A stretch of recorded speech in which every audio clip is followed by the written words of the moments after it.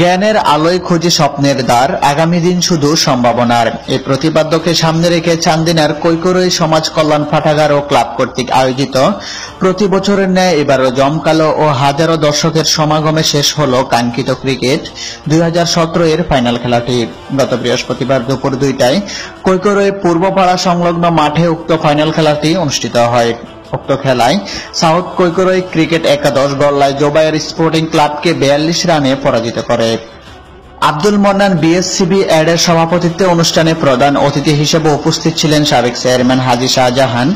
বিশেষ অতিথি হিসেবে উপস্থিত ছিলেন ইঞ্জিনিয়ার কাজী সাখাওয়াত হোসেন, বিশিষ্ট ব্যবসায়ী জাকির হোসেন আজাদ, মুজাফফর হোসেন ও রকিবুর রহমান মিয়াজি, মোস্তফা মেম্বার ও মনু মুন্সি প্রমুখ। 16 ওভারের খেলায় আম্পায়ার হিসেবে দায়িত্ব পালন করেন কুমিল্লা জেলা ক্রীড়া সংস্থা থেকে আগত মাসুদ রানা ও ইকবাল হোসেন, ঢাকা থেকে আগত ধারাভাষ্যকার শামসুল হক সানি।